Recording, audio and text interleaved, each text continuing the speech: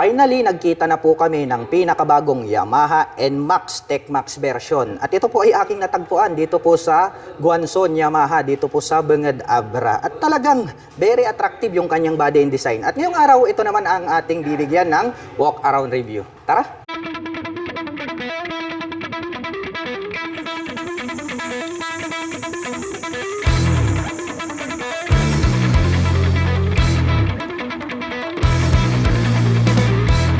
Ang ganda po pala talaga ng dating nito pong pinakabagong Yamaha NMAX TechMax. Ito po yung kanilang dark magma color kung hindi ako nagkakamali. At talagang very attractive yung kanyang body and design. Ito pong kanyang headlight, ito po yung isa sa mga noticeable changes na makikita natin dito po sa bagong Yamaha NMAX dahil talagang binago po nila yung kanyang muka, kaya looks more aggressive. At gumagamit naman po ngayon ito ng dual projector lights para po sa kanyang high beam and low beam. At talagang napakalupit at maangas ang dating nito pong kanyang split na daytime running light na parang nagsisilbing kanyang mga nanlilisik na mata. At included na rin po pala dito po sa kanyang headlight assembly, ito pong kanyang mga turn signals, which is more visible naman po yan kapag kayo po ay liliko sa kanan at kaliwa. Naka V-shape design din naman po na matte black color, ito pong kanyang front face cover dito sa bandang ibaba. At mayroon naman po itong integrated na windshield, which is glossy color naman po siya. Kung before is curved po hanggang rito sa ibaba, ngayon nagkaroon na po siya rito ng parang M-shape design. And then still ito po ay not adjustable. Mataas po ito pong kanyang windshield, kaya ito po ay nakaka-reduce ng patig pagdating po sa mga mahahabang biyahe. Mapunta naman po tayo rito po sa kanyang side profile. Napaka-bulky rin po nito pong part na to. Mayroong mga deep lines dito. And then may makikita po tayo rito na Yamaha logo in chrome color. Dumako naman po tayo rito po sa kanyang front suspension. Gumagamit pa rin po ito ng traditional na telescopic fork, black color. Combination po pala ng dark magma color, ito pong kanyang front fender and then matte black. At may nakalagay naman po rito na ABS, also known as anti-lock braking system. So para po sa mga hindi pa po nakakaalam, very safe po ang anti-lock braking system dahil ito pong ating mga preno dito po sa harap hanggang dun sa likod. Pagdating sa mga sudden stop ay hindi po yan maglalak. Nothing to worry about pagdating po sa mga biglaang preno. Equipped naman po ito ng single rotor disc brake with single pot caliper na glossy black. At attractive po ito pong kanyang cast wheel dahil nga po ito ay mayroong matte brown color na Y design. At ang sukat naman po ng kanyang gulong rito sa bandang harapan, ito po ay mayroong sukat na 110 by 70-13. Mapunta naman po tayo rito sa bandang itaas. Silipin naman po natin ito pong kanyang fully digital meter panel display. Ito po yung pangalawa sa mga noticeable changes na makikita natin dito po sa bagong Yamaha NMAX na TechMax version. Ang lalaki po, ito pong kanyang mga turn signal indicator. Talagang kitang-kita natin kapag tayo po ay kakaliwa at kakanan. And then, nandito po sa bandang itaas yung kanyang trip meter, fuel gauge. And then, ito pong kanyang big screen dito sa bandang ibaba na square is marami po tayong makikita dyan na mga additional features. Ayan. So, nandyan yung kanyang odometer, meter display, navigation. Mananavigate na po natin yung location. No? May GPS na po tayo once na nakakonect po ito sa ating mobile phones. Notification sa ating mga mobile phones. Pag nakakunik sa Bluetooth, pwedeng sumagot ng call. And then, weather condition, makikita natin yung settings ng motorcycle. May music na rin. Kailangan connected po yan sa mobile phones. Yung odometer and then trip, makikita din po natin dyan. At dito naman po sa both sides, mayroon po ritong mga light indicators like ABS. Ayan po, naka-activated po siya. Mapunta naman po tayo rito po sa kanyang mga button selectors. May makikita po tayo rito sa bandang harapan na mode selector. Mayroon tayong high beam and low beam. May additional navigation button tayo rito na pang-access dito po sa kanyang digital meter panel display. And then mayroon naman po tayong back and then menu. Ayan, pwede po nating i-back yan. At makikita naman po natin yung kanyang revs dito pag ating ni-rev itong motorcycle. So ito po is hindi po siya activated dahil nga wala po itong gasolina kaya hindi ko maipapakita sa inyo. Pero anyway, napakadami niyang technical features na nadagdag. At nandito naman po itong kanyang high beam and low beam button, ang kanyang horn, and then yung kanyang shifter. Pagdating naman po rito sa kabila, ang button selector na makikita natin dito is yung kanyang auto stop start system. Mayroon po siyang hazard, ayan, naka-hazard po siya ngayon, kasalukuyan. At nandito naman po yung kanyang electric starter. Ito pong kanyang mga brake levers is black color. Ganon din po yung kulay nito pong kanyang handle grip at yung kanyang end bar is black color din po siya.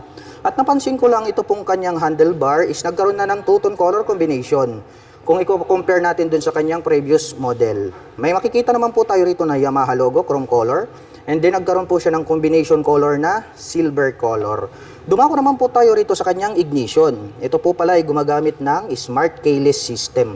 At ang kagandahan niyan, included na po rito yung kanyang fuel at set opener. Ito po pala ay mayroong fuel tank capacity na 7.1 liters. Mapunta naman po tayo rito po sa kanyang mga front pockets. Dito po sa kaliwa, open po ito. And then maluwag, pwede po tayong maglagay rito ng mga mobile phones. At ang kagandahan niyan, mayroon na po itong integrated na USB charging port. Naka-Type-C na to. Before is charging socket lang po siya. Gagamit ka pa ng mga car lighter para makapag-recharge. Pero ito direct na po siya. Gagamit ka na lang po rito ng USB cable, makakapag-recharge ka na ng inyong mga mobile phones at gadgets. Mapunta tayo rito sa kabila. Silipin natin ito pong kanyang right pocket. Buksan natin. Itong window na to or door, press lang po natin, mabubuksan yan. Ito, mababaw lang talaga siya. The same lang din sa previous model, which is dito pwede lang po tayong maglagay rito ng mga gloves or di kaya coins. At ngayon naman po isasakyan natin ang pinakabagong Yamaha NMAX TechMax version para malaman nyo naman kung gaano ito kataas. Para po sa mga magtatanong, ang aking height is just around 5'6". Papakita ko sa inyo kung gaano ba kataas itong kanyang seat height at ground clearance.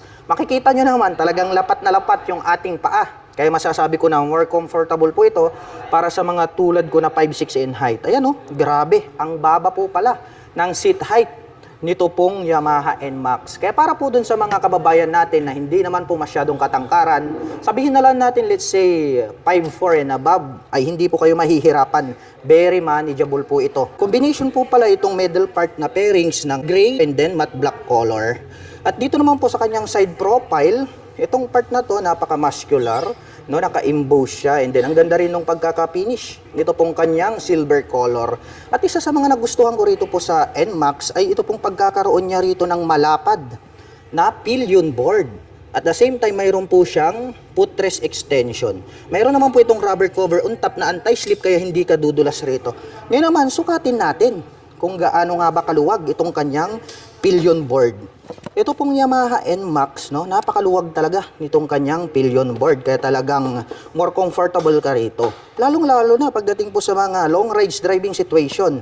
Dahil nga mayroon po itong footrest extension na pwede po nating i-stretch itong ating mga paa. At ito pong kanyang upuan, ang lapad. At ito pong kanilang Yamaha NMAX TechMax version ay mayroon po pala itong two-tone color combination. Ito pong kanyang seat cover. So gray po sa part na to, black dito sa gitna hanggang rito po sa bandang itaas. Yung pagkakatahi, yellow color naman po siya, matibay. Malambot, kaya masasabi ko na more comfortable po itong sakyan. Subukan naman nating buksan ito pong kanyang underseat compartment. So tapat lang natin itong kanyang navigation knob. Silipin natin. Maluwag po ito pong kanyang underseat compartment. Sa tansya ko, kasyang-kasya po rito yung isang full face helmet. And then marami pa po tayong mailalagay dyan na additional personal belongings like gloves and jacket. Close natin ito pong kanyang upuan. Ito naman pong kanyang integrated na grab bar is matte black color yung pagkaka-finish. The same pa rin dun sa previous model, no? Makapal kaya masasabi natin na matibay. Silipin naman po natin itong kanyang side profile. At may nakalagay naman po rito na NMAX in gold color na 3D emblem kaya more attractive sa ating mga paningin. Ito naman pong kanyang pillion step para sa ating back rider is chrome color po siya at fadable. Pati po pala rito sa bandang ilalim, no, nagkaroon ng touch ng carbon finish. At ito pong kanyang side stand, equip na po ito ng side stand engine cut-off switch. At dito tayo mapunta, dito sa kanyang engine dahil ito yung very interesting na part para po dito sa kanilang Yamaha NMAX TechMax version. Makikita natin dito po sa kanyang airbox cover na matte black color, may naka-intact dito na YECBT. Para po sa mga hindi pa nakakaalam, ang meaning po yan is Yamaha Electric Continuously Variable Transmission. So wala na po itong bola. So ito po ang kagandahan niyan is mas mabilis na pong mag-response yung kanyang engine. Kaya po siya nagamitan ngayon ng shifter na from 1 to 3. Dahil nga po dyan po sa technology na YECBT. Kaya talagang maaasahan natin na malakas pagdating sa hatakan at akyatan. Ito naman pong kanyang CBT cover is parang nagkaroon ng touch ng carbon dito, no? Parang mga bilog-bilog. May naka-intact po rito na Yamaha. Nagkaroon naman ng butas dito sa bandang gitna. Ito pong kanyang CBT cover. Mapunta naman po tayo rito sa bandang likuran. Tignan naman natin ito pong kanyang taillight. Aba, talagang binago na rin po nila, no? Ang laki na po ng pagkakaiba magmula po dun sa kanilang previous version. Dahil makikita natin na ito pong design, ito pong kanyang mga tail light is pahaba na po itong kanyang LED display at talagang more attractive yung kanyang dating. Sa bandang gitna, meron po tayo ritong makikita Yamaha logo na chrome color. At ito naman pong kanyang mga turn signals located dito sa bandang ibaba. At talagang very bright yung color kasi nga LED na po yan. At ito naman pong kanyang rear fender, napakalapad. Mayroon na rin po itong built-in na plate light. At ito naman po yung kanyang plate holder. At dito po sa magkabila, mayroon tayong makikita rito na bilog na additional light reflector. Mayroon din po rito sa bandang ibaba. At pagdating naman po sa kanyang rear suspension, ito po pala ay gumagamit ng dual sub-tank shock absorber. Isa din po ito sa mga binago nila from the previous model dahil nga nagkaroon na po siya rito ng canister. Kaya asahan po natin na ito pong naka-dual sub-tank shock absorber ay makakapagbigay po ito ng outstanding na bouncing performance. Silipin naman natin itong kanyang gulong rito po sa bandang likuran. Ito pong kanyang cast wheel is matte gold color. At ang sukat naman po ng kanyang gulong dito sa likod ay may sukat na 130/70/13. At gumagamit naman po pala ito ng single rotor disc brake with single pot caliper na glossy black color para po dito sa kanyang rear braking system at ito po ay equipped with dual channel ABS. Ito naman pong kanyang stock pipe, same naman po siya sa previous. Matte black po ito pong kanyang head protection guard at mayroon naman po itong single exhaust. At ito pong kanyang radiator cover dito po sa kanilang Yamaha TechMax version ay bago na po. Ito pong kanyang radiator cover. At ang kagandahan niyan, equip po ito ng liquid cooling system. So para naman po sa mga mahilig mag long rides, yung mga scooter or motorcycle na naka-liquid cooling system ay highly recommended po yan at ideal po sila pagdating po sa mga mahahabang biyahe. At pag-usapan naman po natin ang kanyang engine specifications. Ang pinakabagong Yamaha NMAX 155V3 ay mayroon po itong 155 cubic centimeter engine displacement. Naka single cylinder, single overhead cam, 4-stroke with 4 valve. At nakakapag-provide naman po ito ng maximum power na 15.2 HP at 8,000 RPM. Habang nakakapagbigay naman po ito ng maximum torque na 14.2 Nm at 6,500 RPM. At ang presyo po pala nito pong pinakabagong Yamaha NMAX TechMax version ay nagkakahalaga po ito ng 177,900 pesos. At kung gusto mo naman pong kumuha ng hulugan ay kailangan mo lang pong mag-down payment ng 60,000 pesos. At mayroon naman po itong 6,370 pesos sa loob po yan ng 3 taon. At para naman po sa mga nakapanood ng video na ito at interesado pong maglabas ng pinakabagong Yamaha NMAX TechMax version, ay maaari nyo po silang puntahan at bisitahin. Dito lamang po yan sa Guanzon, Yamaha, Bangad, Abra.